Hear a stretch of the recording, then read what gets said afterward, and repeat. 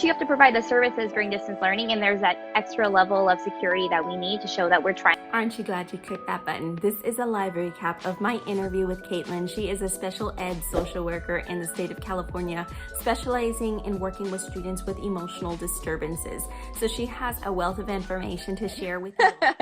Okay, so what made you go into special education social work? I kind of fell into it. So I was an intern my first year of my master's program. I was an intern in an elementary school, and then I decided I wanted to be a school social worker at that point. So I needed to do the second year, my final year of my MSW program, in a school again, so I get my credential. And then a job opened in the district, and I applied. Oh, nice. Okay. But what I really love about it, though, is that it's a small population. So I have a set caseload that I get really close to, and I follow all through high school. Very nice. That's pretty unique, I think. That really is. So you have them all 4 years then? Pretty much, yeah. Unless they're coming in or out, yeah. Okay, yeah, that's very long term. Then that would be considered a long term type of therapy that you're providing. That's awesome to know that there's that consistency for that student. And I think another thing I just want to put out there is a lot of times we fall into our roles, and it's kind of, we don't really have a choice. You're just applying for whatever it is, and then you apply, and then they'll tell you, oh, you're going to be with this population, and you make it work. And that's the wonderful thing about social work, is we're able to do those needs assessments and really adjust really quickly, be flexible. I know it sounds scary, but it just happens. It comes together really well. So I know for you and most other school social workers, so every student in the school is your client. So you can get referrals from all over the place, kids you've never met before. Our program is just for students that are qualified for special education with a disability of emotional disturbance. So that's a process, right? So it's a total process. It's a total process. So we're not necessarily going to get a new student unless they're placed into our program during this time. The social workers that work with the ED program, we bill Medi-Cal. So we have that documentation. Okay. And then I keep separate case notes, our personal notes, because I don't put some of that information in Medi-Cal. And then we have spreadsheets that we're using for right now, because you have to provide the services during distance learning, and there's that extra level of security that we need to show that we're trying to provide services during this time. And so that spreadsheet, is that something that everyone uses across the district, like all the social workers in that program, or do you have to develop your own? We've kind of started doing that. I know Ashley was in here. I love it. That's another one of the social workers, and Jen. We're listing that stuff to show because we have those minutes on the IEP. Yes, exactly. And so I know you went into a really good explanation about those minutes. Can you explain that again for us, for those that were asking the last time? Yeah. I'll try my best. I'm not the best at live video, so you're not editing there. Now I'm like, oh my goodness.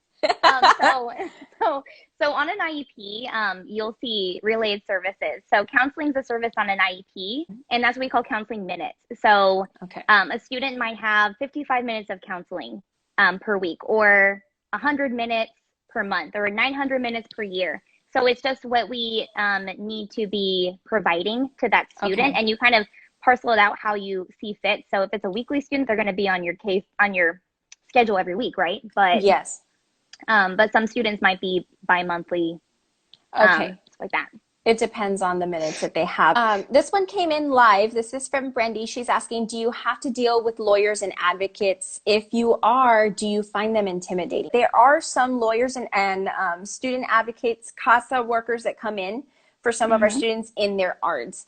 Do you deal with the same thing? Do you see that? Yes, and they are very intimidating for me. But what we have to remind ourselves, especially as social workers, is that our job is to advocate for these students. So they have the same job as us. They're trying to make sure that their client is getting the same support that we think they probably need. So just remembering they're human. That's a good point, to realize that we're more aligned sometimes than we think with their perspective when they're coming in. And there's not too many. I work at a very at-risk district, so there isn't too many advocates that come in. It's rare. So I know, but the whole atmosphere does change. You'll see principals and administrators. People will attend that ARD or IEP that wouldn't be there regularly. And it just changed the atmosphere. So I can see why it would be intimidating for sure. So one more, do you find working with teachers a challenge? He says that he's working at a school for his internship, and the worst part for him is that when teachers are not allowed to, like he's not allowed to pull students? So for me, Mm-hmm. I think I'm lucky in this case because I work in a small program. So a lot of my kids are mainstream for classes, but a lot of their Okay. classes are in special ed. And so the teachers that are special education teachers, I pull them out of their class. They're way more understanding, right? They Because they are. They're understand different. Yeah. related service. So if you pop Absolutely. into the room, they know, okay, you're probably checking in Yeah, on something that's confidential. That, okay, that's good. That's really good to absolutely. know. Yeah. That you don't have to run up against that as much as, Not as well, much, you yeah. know, the regular ed. Yeah, there are some prickly people out there in the field, a few toxic ones too. I've made a whole video on that you can click up there to watch. But before you go over and watch that video, I do want to be certain that you're following me over at Social Work Scrapbook on Instagram, because I am going to have another special guest. I'm going to have a financial advisor come on live to speak specifically to social workers, give us some tips and strategies on how to get out of debt and how to start repaying any of those loans that we borrowed. So be sure that you tune in, get your questions ready, and we'll see you over there on Instagram Thursdays, 8:30 p.m. Central Standard Time.